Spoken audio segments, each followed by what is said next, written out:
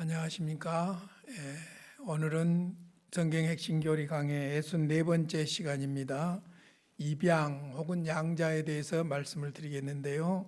먼저 하나님 말씀 한 곳 보겠습니다. 로마서 8장 14절로 17절입니다. 로마서 8장 14절로 18절까지 보시죠. 무릇 하나님의 영으로 인도함을 받는 사람은 곧 하나님의 아들이라. 너희는 다시 무서워하는 종의 영을 받지 아니하고 양자의 영을 받았으므로 우리가 아빠 아버지라고 부르짖느니라. 성령이 친히 우리 영과 더불어 우리가 하나님의 자녀인 것을 증언하시나니 자녀이면 또한 상속자 곧 하나님의 상속자요 그리스도와 함께한 상속자니 우리가 그와 함께 영광을 받기 위하여 고난도 함께 받아야 할 것이니라. 생각하건대 현재의 고난은 장차 우리에게 나타날 영광과 비교할 수 없도다. 아멘. 지금까지 우리가 구원론을 공부하고 있는데 구원의 순서를 쭉 논리적으로 설명해 드리고 있습니다. 하나님이 택하신 선택에서부터 시작해서 소명, 그리고 중생, 그리고 회심, 칭의까지 왔습니다. 회심 속에는 신앙과 회개가 포함되어 있죠. 칭의까지 왔어요.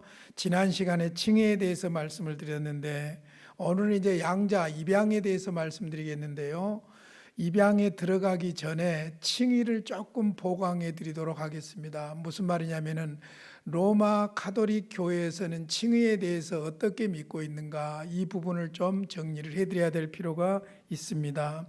로마 가톨릭 교회는 칭의에 대한 개신교의 가르침을 격렬하게 반대합니다. 그럴 수밖에 없죠. 왜냐하면은 1517년에 종교개혁이 일어나고 나서 1546년에 트렌트 회의에서 로마 가톨릭 교회는 칭의 교리를 정면으로 반박을 했습니다.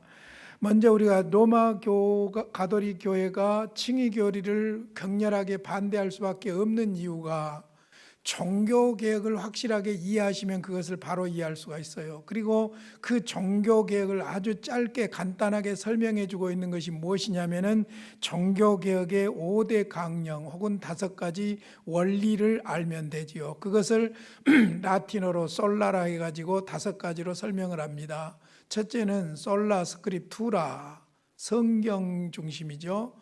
오직 성경이죠. 그 솔라라는 말이 라틴어가 우리말로 오직이라는 말이니까 오직 성경. 그래서 종교개혁의 핵심은 뭐냐면은 성경에서 벗어난 교회를 성경으로 돌이키자, 그거예요. 로마 가톨릭 교회가 성경이 아니라 교회가 성경을 우지자지하는 일이 벌어져 버렸죠. 그래서 성경으로 돌아가자, 이것이었죠. 두 번째가 솔라 크리스토스, 오직 그리스도.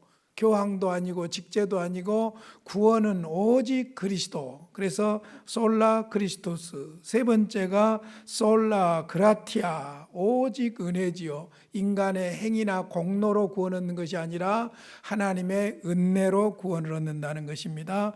그 하나님의 은혜가 우리에게 무엇을 주셨습니까? 네 번째가 솔라 피데, 오직 믿음이죠. 오직 믿음. 인간의 공로가 아니라 오직 믿음이로요. 그 다음에 마지막으로 5번째가 솔리 데오 글로리아, 솔리 데오 글로리아. 그래서 오직 하나님께 영광. 이 5가지가 종교개혁의 핵심적인 강령이라고 볼 수 있어요. 그러니까 오직 성경, 오직 그리스도, 오직 은혜, 오직 믿음, 오직 하나님께 영광. 이것은 그동안의 잘못된 로마 가톨릭에 대한 반발로서 종교개혁이 일어나는 핵심적인 상황이라고 볼 수가 있는 것이죠. 그러니까 당연히 칭의 교리에 대해서는 격렬하게 반대할 수밖에 없지요.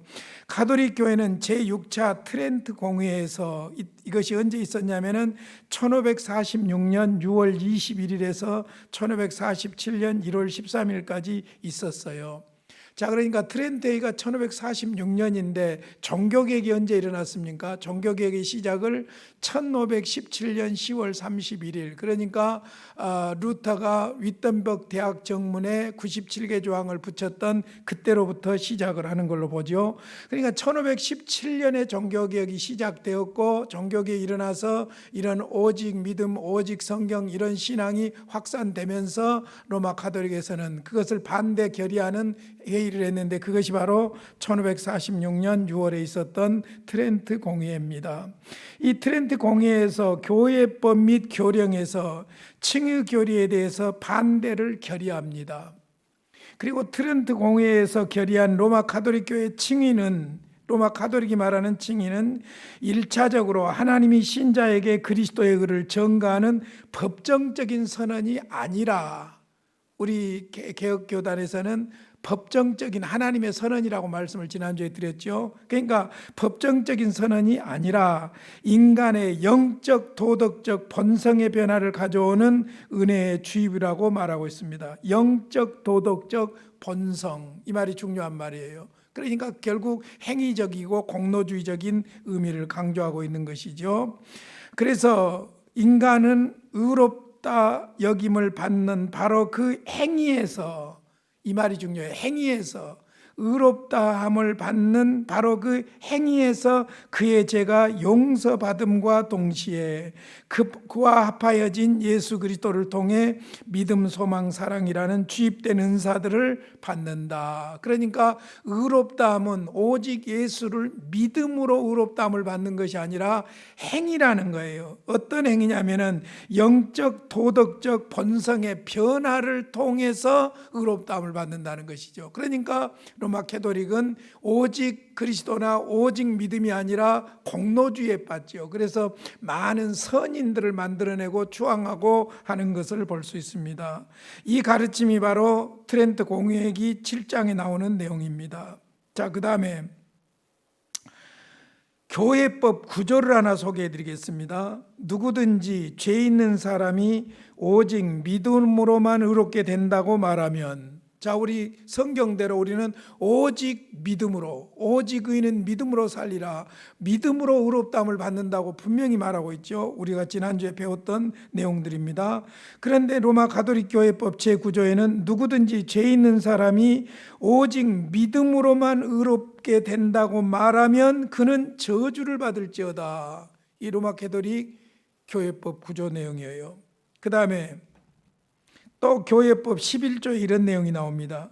누구든 사람들이 성령께서 그들의 마음에 부어주시며 그들 안에 내재한 은혜와 사랑을 제외하고, 그러니까 성령에 의해서 우리가 본성이 변하는 이걸 제외하고, 성령께서 그들의 마음에 부어주시며 그들 안에 내재한 은혜와 사랑을 제외하고 그리스도의 의의 전가만으로, 그리스도의 의가 그리스도를 믿음으로 우리에게 전가됐다는 것을 말하죠. 그것만으로 또는 죄의 용서만으로 의롭게 된다거나, 그러니까 예수를 믿음으로만 의롭게 된다고 하거나, 그 다음에 우리를 의롭게 하는 은혜가 오직 하나님의 선한 뜻이라고 말한다면 저주를 받을지어다 그랬어요. 칭의는 하나님의 행위다. 칭의는 그리스도의 의가 우리에게 전가된 것이다. 그러므로 칭의는 예수를 믿음으로 의롭다함을 받는다. 이것이 성경의 가르침이에요. 그런데 로마 가톨릭에서는 그렇게 말하면은 저주를 받을지어다라고 분명하게 말하고 있습니다. 그러니까 트렌트 공의회 칭의에 대한 요점은 이거예요. 죄의 용서라기보다 사람들의 영적 도덕적 갱신이라고 칭의를 결론을 내린 거예요. 그러니까 인간 공로에다 초점을 맞추고 있는 것이죠. 이것은 어떤 면에서 중생함으로 나타나는 하나님의 선언인 칭의와, 그러므로 하나님께서 우리에게 주신 오늘 배울 이방이라는 신분과 거기에 따르는 선행에 대한 혼돈이라고 볼 수 있어요. 지난번에 말씀드렸지요. 믿음과 행함과 믿음은 하나지 분리할 수 없다고 했지요. 예수의 생명, 중생, 예수의 생명이 내 안에 들어오게 되면은 그 생명은 반드시 역동적으로 활동하게 돼 있는데 그것이 선행으로 나타나게 돼 있다는 것이지요. 그런데 단순하게 선행만을 가지고 우리가 구원의 조건으로 이야기하면 거듭남이 전제되지 않는 한 선행은 불가능한 것이죠. 하나님이 인정하시는 선행은 불가능한 것이죠. 어찌됐든 로마 가톨릭에서는 칭의 교리를 격렬하게 반대한다. 그럴 수밖에 없는 것은 역사적인 상황들이 그것을 잘 말해주고 있습니다. 자, 이제 입양으로 들어가 보도록 하겠습니다. 구원의 순서를 다시 보시죠. 소명, 중생,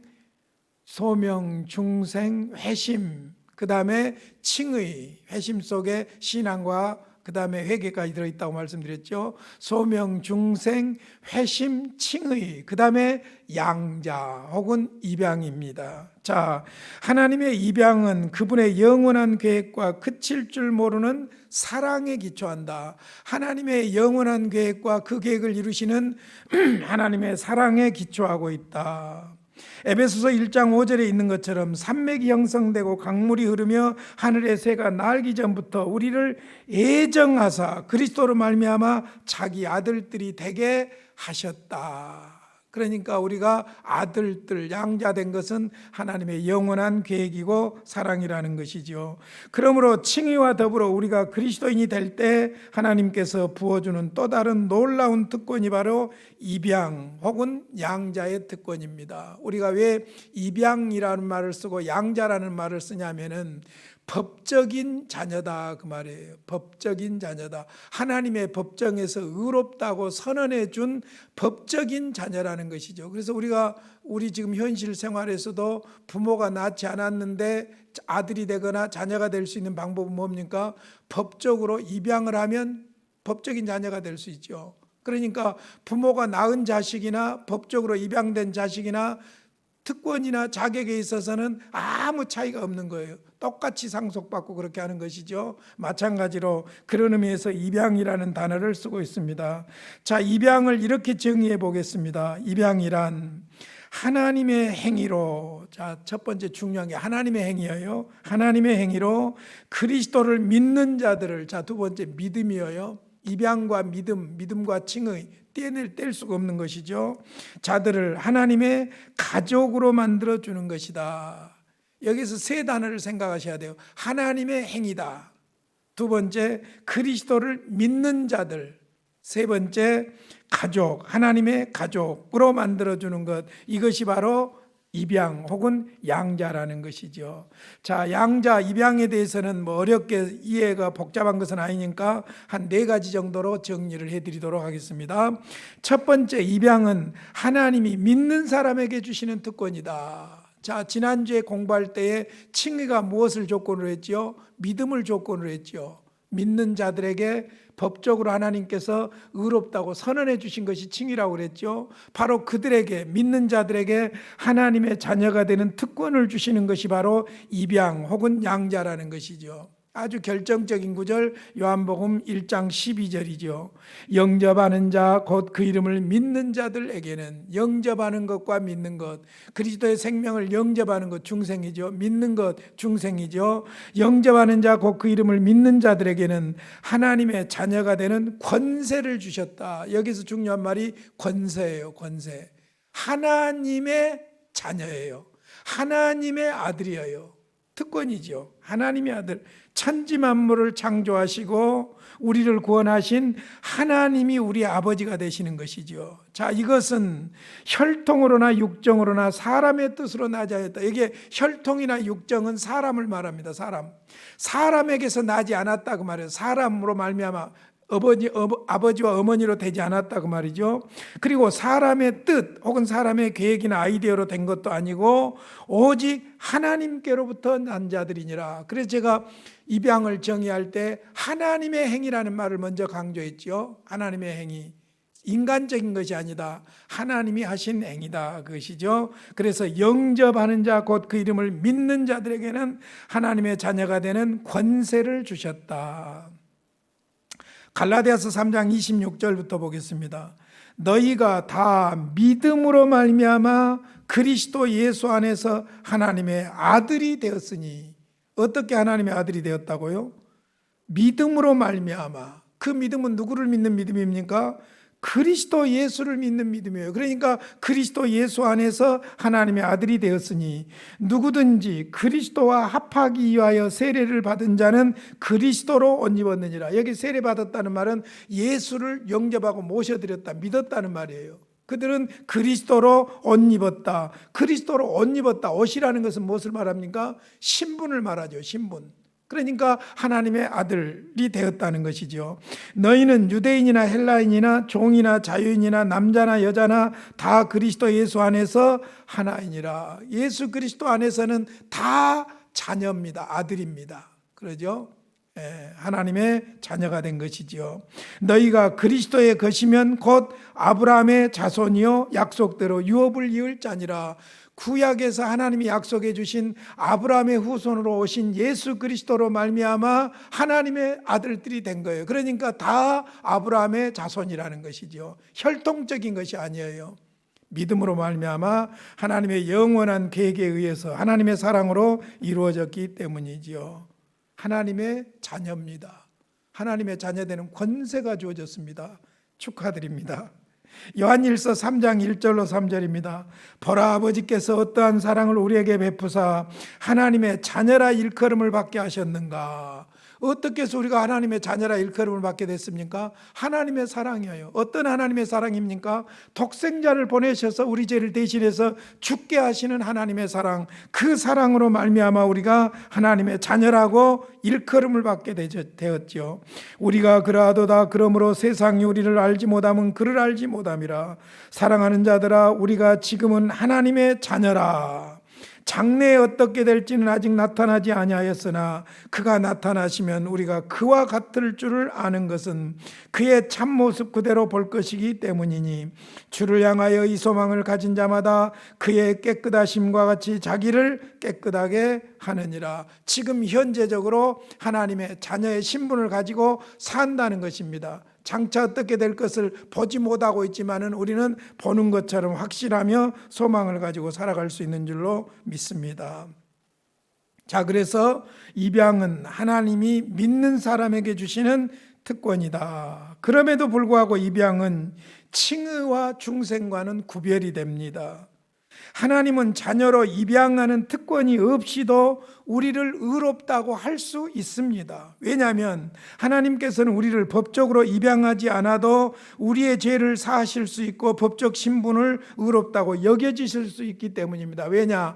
예수 그리스도를 믿으면. 그러니까 반드시 칭의도 입양도 믿음이 전제가 되는 거예요. 예수 그리스도를 믿는 믿음이죠. 그래서 입양과 믿음, 칭의와 믿음, 중생과 믿음 전부 연결돼요. 그래서 종교개혁에서 솔라 피데, 오직 믿음, 오직 믿음은 오직 은혜, 솔라 그라티아, 은혜에서 나온 거예요. 하나님의 사랑에서 나온 것이죠. 자, 두 번째 생각할 것은 요한복음에서 가르치는 입양교리예요. 자, 요한복음에서 가르치는 입양교리는 핵심이 뭐냐? 우리의 입양을 위한 그리스도를 말하고 있고 우리가 그 그리스도를 믿음으로 하나님의 자녀 된다는 것을 가르치고 있죠.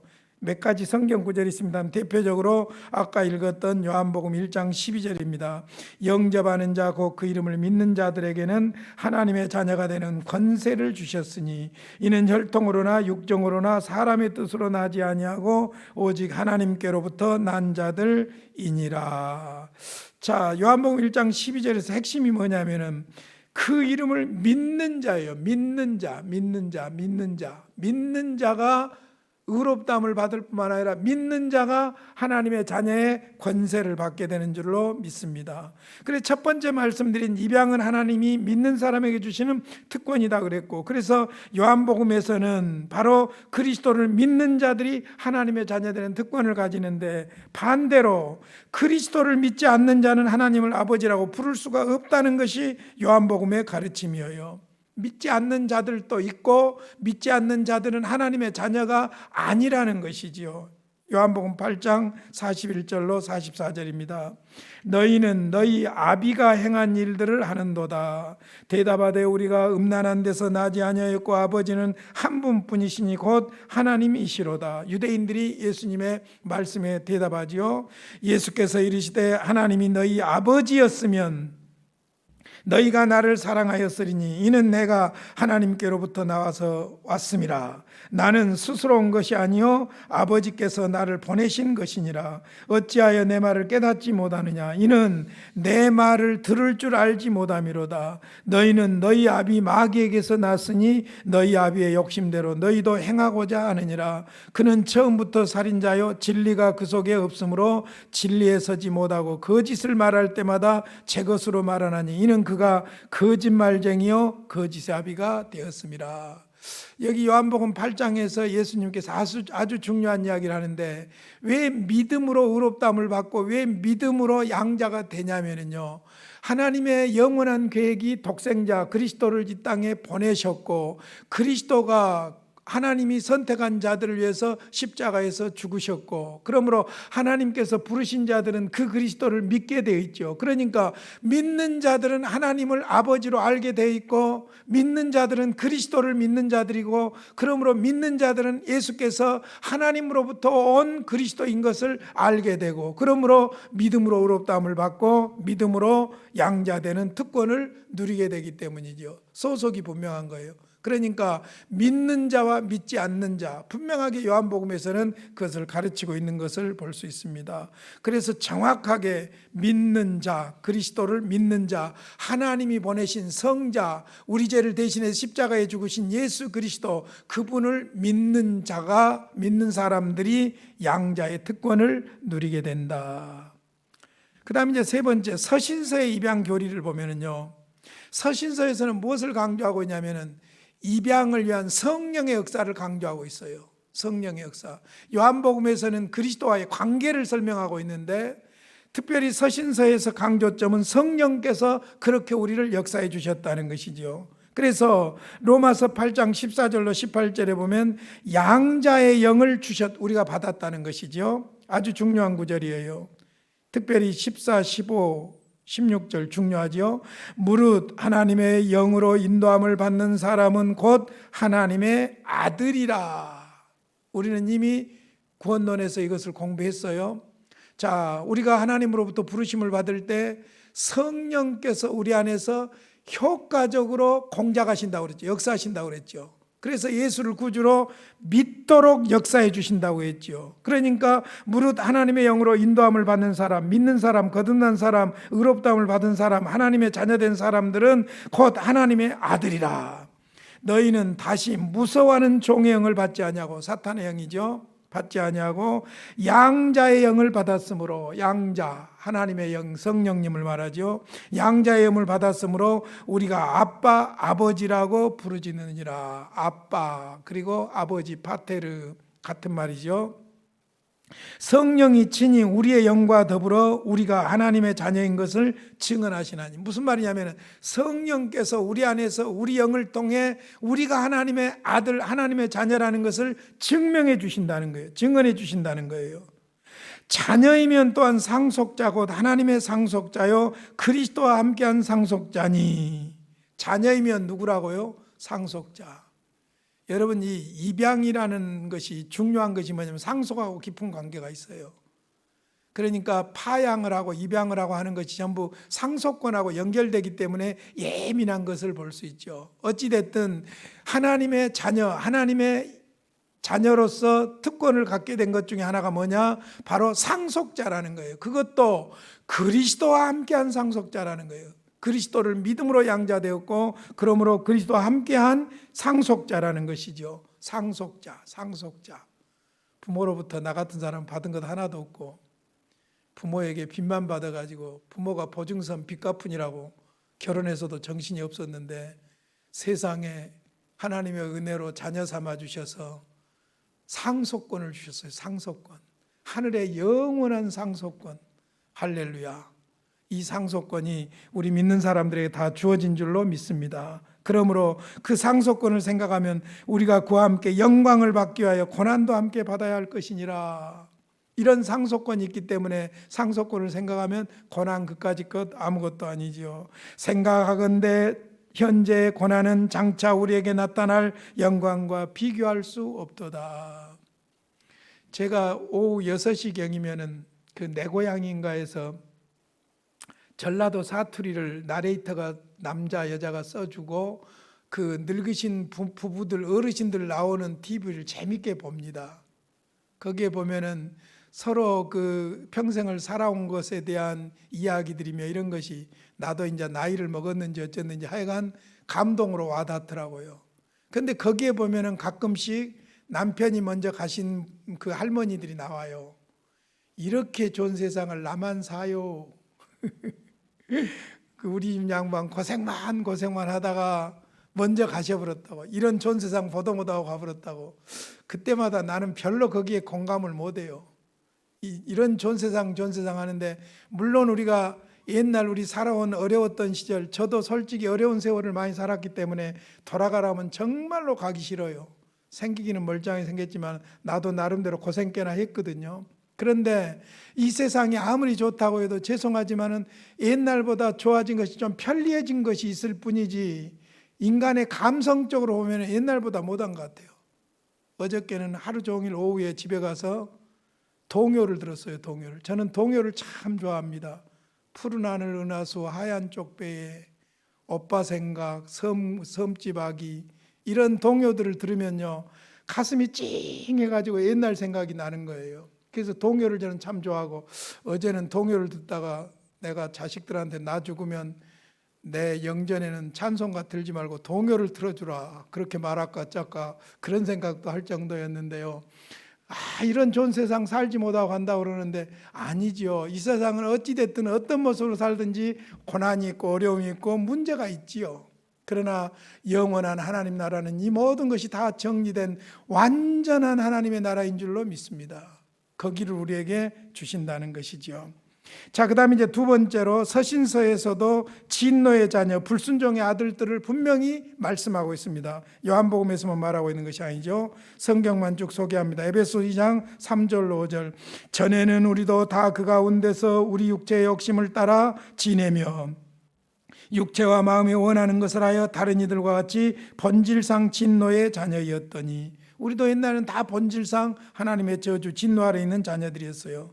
긍휼이 풍성하신 하나님이 우리를 사랑하신 그 큰 사랑을 인하여 허물로 죽은 우리를 그리스도와 함께 살리셨고 너희는 은혜로 구원을 받은 것이라. 그리스도와 함께 살리셨기 때문에 하나님의 은혜로 구원받은 것이죠. 진노의 자녀, 에베소서 2장 1절로 2절입니다. 여기에는 불순종의 아들들이 나오지요. 그는 허물과 죄로 죽었던 너희를 살리셨도다.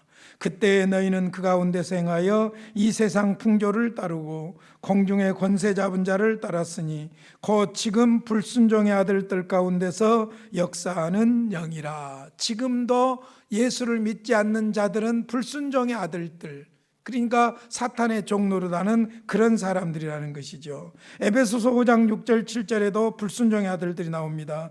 누구든지 헛된 말로 너희를 속이지 못하게 하라. 이로 말미암아 하나님의 진노가 불순종의 아들들에게 임하나니 그러므로 그들과 함께하는 자가 되지 말라. 진노의 자녀 불순종의 아들들도 있습니다. 자, 세 번째로 우리가 하나님의 자녀라면 모든 신자는 하나님의 가족으로 연결되어 있습니다. 그래서 교회는 하나, 이 개념을 지교의 개념만 가지고 생각하지 마세요. 예수 그리스도를 구주로 영접한 사람은 다 하나님의 가족인 줄로 믿습니다. 그러면 이 하나님의 가족이라는 개념이요, 우리의 가슴으로는 다 품을 수 없는 엄청난 거예요. 엄청난 거. 잘 생각해 보세요. 소위 요한계시록에 가서 보면 하나님의 보좌 앞에서 하나님을 향하여 찬양하고 있는 모든 열방들, 그러니까 구체적으로 보면 과거와 현재와 미래에 구원받을 모든 하나님의 백성들이 바로 뭡니까? 하나님의 가족이에요. 그러니까 우리가 이 세상 떠나는 날 우리가 상상도 못할 아브라함을 만날 것이고 모세를 만날 것이고 그러죠. 일찍 돌아가신 우리 어머니를 만날 것이고 우리 교회 먼저 가신 장로님, 권사님들을 만날 것이고 그러죠. 그러니까 하나님의 자녀라는 개념 속에는 하나님의 가족이라는 것이 들어있다는 거예요. 그러니까 예수를 믿는 사람이면 하나님의 자녀고, 하나님의 자녀면 과거와 현재와 미래를 다 통틀어서 하나님의 영광스러운 가족이라는 거예요. 가족, 로얄 패밀리. 그 학교에서 왕따 시키는 애들 보면은 아파트 가지고도 왕따 시키고, 자기들 사는 아파트 가지고도 왕따시키고, 자기 부모들 가지고도 왕따시키고, 그런 것을 볼 수 있는데, 사실은 우리는 엄청난 하늘의 하나님의 가족들이죠. 그러니까 우리가 하나님의 자녀라면 모든 신자는 가족으로 연결되어 있다. 자, 로마서 9장 7절 8절 보겠습니다. 우리는 다 아브라함의 자녀예요. 히브리인도 아닌데도 약속의 자녀란 말입니다. 또한 아브라함의 씨가 다 그의 자녀가 아니라, 히브리인이라고 다 자녀도 아니라는 거예요. 오직 이삭으로부터 난 자라야 내 씨라 불리리라 하셨으니 곧 육신의 자녀가 하나님의 자녀가 아니요 오직 약속의 자녀가 씨로 여기심을 받느니라. 약속의 자녀. 그럼 구체적으로 갈라디아서 또 가보겠습니다. 4장 28절 형제들아 너희는 이삭과 같이 약속의 자녀라. 그러니까 로마서 9장 7절로 8절에서 이삭으로부터 난 자라야, 그 말 속에는 뭐가 포함되어 있냐면은 이삭이 아닌 이스마엘을 통하여 난 자는 약속의 자녀가 아니라는 것이죠. 하가를 통해서 난 이스마엘이죠. 자, 그래서 그것을 갈라디아서 4장 30절 31절에서 이렇게 말합니다. 그러나 성경이 무엇을 말하느냐? 여종과 그 아들을 내쫓으라. 여기에 여종은 하가를 말하죠. 그 아들은 누구죠? 이스마엘을 말하죠. 여종의 아들이 자유 있는 여자의 아들과 더불어 유업을 얻지 못하리라 하였느니라. 자유 있는 여자는 누굽니까? 약속의 자녀 사라를 말하죠. 그런즉 형제들아 우리는 여종의 자녀가 아니요 자유 있는 여자의 자녀니라. 아브라함의 후손, 약속의 후손, 자유 있는 여자의 자녀, 이런 특권이 우리에게 있는 줄로 믿습니다.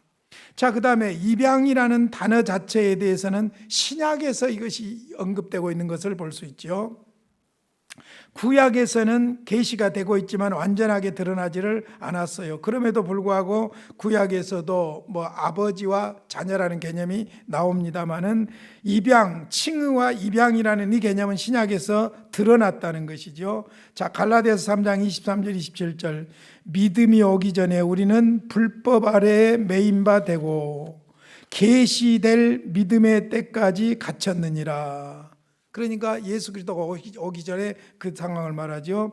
이같이 율법이 우리를 그리스도께로 인도하는 초등교사가 되어 우리로 하여금 믿음으로 말미암아 의롭다함을 얻게 하려 함이라. 율법을 계속 붙잡고 따라가게 되면 누구에게로 가게 된다고요? 그리스도에게로 가게 된다는 거예요. 그래서 여기 초등교사라는 말을 썼는데 옛날 성경, 한글 성경에는 몽학선생이라고 그랬죠. 사실 몽학선생이라는 말의 원뜻은 뭐냐면은 학교 가기 전까지 가르치는 가정교사라고 볼 수 있어요.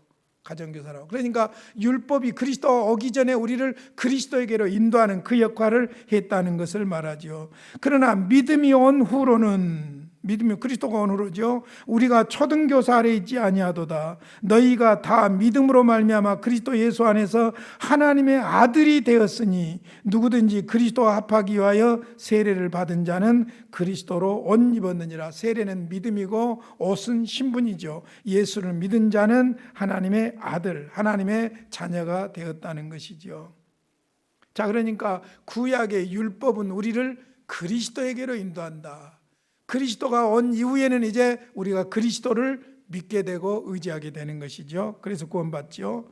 자, 그 다음에 그러나 구약에도 하나님은 아버지고 그의 백성은 자녀였습니다. 구약이나 신약이나 같아요. 이스라엘 백성은 하나님의 자녀였지요. 하나님은 그의 아버지였지요. 시편 103편 13절 14절 아버지가 자식을 긍휼히 여김같이 여호와께서는 자기를 경외하는 자를 긍휼히 여기시나니 이는 그가 우리의 체질을 아시며 우리가 단지 먼지뿐임을 기억하심이로다. 아버지가 자식을 긍휼히 여김같이 아버지 여호와께서 자기를 경외하는 자녀들을 그렇게 해석할 수 있어요. 이사야서 43장 6절 7절입니다. 내가 북쪽에게 이르기를 내놓으라 남쪽에게 이르기를 가두어 두지 말라. 내 아들들을 먼 곳에서 이끌며 내 딸들을 땅끝에서 오게 하며 내 이름으로 불려지는 모든 자 곧 내가 영광을 위하여 내 영광을 위하여 창조한 자를 오게 하라. 그를 내가 지었고 그를 내가 만들었느니라. 바벨론 포로에서 회복될 것에 대한 애언으로서 거기에서 용어가 내 아들들이라고 그러죠. 내 아들들, 내 딸들, 내 영광을 위하여 창조한 자를 오게 하라. 내가 지었다. 그를 내가 만들었다. 말라기서 1장 6절 내 이름을 멸시하는 제사장들아 나 만군의 여호와가 너희에게 이르기를 아들은 그 아버지를 종은 그 주인을 공경하나니 내가 아버지일진데 나를 공경함이 어디 있느냐 내가 주인일진데 나를 두려워함이 어디 있느냐 하나 너희는 이르기를 우리가 어떻게 주의 이름을 멸시하였나이까 하는도다. 말라기 선지자를 통해서 주신 메시지가 뭐냐면은 너희가 나를 아버지로 알진대에 왜 공경하지 않느냐 그거예요. 아버지를 공경하는 자식의 예를 들어서 이야기하는 것이죠. 말라기서 2장 10절입니다. 우리는 한 아버지를 가지지 아니하였느냐 한 하나님께서 지으신 바가 아니냐 어찌하여 우리 각 사람이 자기 형제에게 거짓을 행하여 우리 조상들의 언약을 욕되게 하느냐. 우리는 한 아버지 하나님을 섬기는 자다. 구약에서도 그렇게 말합니다. 그러나 비록 하나님이 이스라엘의 아버지라는 의식이 있었으나 하나님의 가족으로 입양되었다는 사실은 그리스도가 오시기 전까지는 완전히 드러나지 않았습니다. 그러나 하나님의 아들의 영 성령이 이 사실을 우리 마음속에 부어주셨고 우리의 영이 이 사실을 우리에게 증거하고 그러므로 우리는 자녀인 것을 믿게 된 것이지요. 자, 그동안 세 가지를 말씀드렸습니다. 입양은 믿는 사람에게 주시는 특권이다. 믿는 사람, 소명중생, 회심, 신앙, 칭의 양자 계속되죠. 두 번째, 요한복음에서 입양 교리를 설명했는데 요한복음에서는 그리스도와의 관계, 특별히 그리스도를 믿음으로 하나님의 자녀가 된다. 세 번째로는 서신서의 입양 교리를 통해서는 성령께서 우리 안에서 역사해 주셨다. 성령의 역할을 강조하고 있습니다. 이제 네 번째, 믿는 자는 현재 하나님의 자녀입니다. 지금 하나님의 자녀입니다. 요한일서 3장 2절로 3절 사랑하는 자들아 우리가 지금은 하나님의 자녀라. 장래에 어떻게 될지는 아직 나타나지 아니하였으나 그가 나타나시면 우리가 그의 길을 갈 줄을 아는 것은 그의 참 모습 그대로 볼 것이기 때문이니 주를 향하여 이 소망을 가진 자마다 그의 깨끗하심과 같이 자기를 깨끗하게 하느니라. 지금 하나님의 자녀이기 때문에 장차 우리가 되어질 일에 대해 나타나지는 않았지만 지금 하나님의 자녀처럼 깨끗하게 살아가야 된다는 그런 말씀입니다. 그래서 믿는 자는 현재 하나님의 자녀다.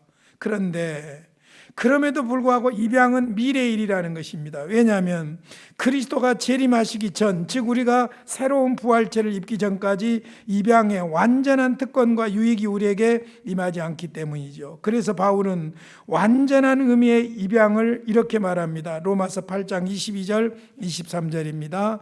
피조물이 다 이제까지 함께 탄식하며 함께 고통을 겪고 있는 것을 우리가 아느니라. 그뿐 아니라 또한 우리 곧 성령의 처음 익은 열매를 받은 우리까지도 속으로 탄식하여 양자될 것 곧 우리 몸의 속량을 기다리느니라. 이 무슨 말이냐면요, 우리가 법적으로 의롭게 되었죠. 법적으로 의롭게 되었죠. 칭의가 그것 아닙니까? 근데 우리가 실질적으로 몸을 가지고 있는 동안 죄하고 무관하게 삽니까? 죄가 우리 안에 우리가 죄 가운데서 삽니까? 죄 가운데서 살지요. 이것은 언제 벗어납니까? 몸을 벗어나는 날 벗어나지요. 마찬가지예요. 지금도 우리는 신분적으로 분명히 하나님의 자녀예요. 왕자예요, 왕자. 그런데 왕자인데 이 세상에서 몸을 가지고 있는 동안 왕자답게 살지를 못하고 왕자다운 특권을 누리지도 못할 때가 많아요. 그러나 그리스도가 재림하시고 혹은 우리가 육체적으로 죽어서 1차적으로 하나님 나라에 가든지 그리스도가 재림함으로 정말 마지막 구원이 완성되든지 그때 가서 하나님의 자녀의 특권을 완전히 누리게 된다는 것이죠.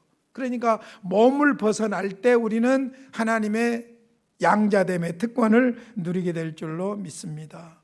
지금은 불완전한 모습이죠. 그렇다고 해서 신분이 불완전한 건 아니에요. 어떤 왕입니까? 그 강화도로 쫓겨가가지고 강화도에서 머슴살이하고 세상에 글도 가르치지 않았던 그 사람이 나중에 혈족 때문에 할 수 없이 왕의 피를 찾다가 그 사람이 와서 왕이 된 사람 있잖아요. 무슨 왕인지 나 잘 모르겠는데 철종입니까? 예, 그런 경우 있잖아요. 그러니까 그거는 강화도에서 머슴살을 해도 왕이에요. 왕, 로얄 패밀리예요. 왕자예요. 마찬가지죠. 지금 우리의 모습이 형편없을지라도 우리는 신분적으로 하나님의 자녀로서 특권을 가지고 있고 다만 그것을 완전하게 누리지 못할 뿐이라는 것이죠. 말씀을 마치겠습니다. 하나님의 입양이란 하나님이 죄인을 의롭다 하신 후 자신의 자녀로 삼으시는 사랑의 행위입니다. 자, 그래서 우리가 입양 교리를 믿게 될 때 세 가지 정리가 됩니다. 첫째, 입양 교리는 하나님의 자녀로서 확신을 가질 수 있도록 도와줍니다. 확신.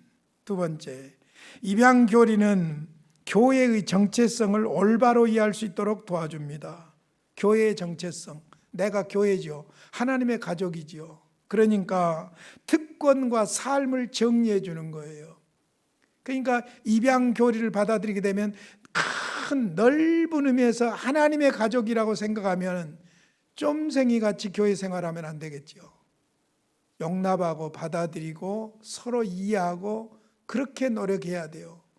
포기하면 안 돼요. 우리가 잘 안 된다고 사랑을 포기해서도 안 되죠. 강대상에서 설교하는 목사는 사랑 이야기하기가 얼마나 힘든 줄 아십니까? 그래도 사랑 이야기해야 돼요. 그래도 포기하면 안 돼요. 그래도 나도 사랑하도록 노력해야 돼요.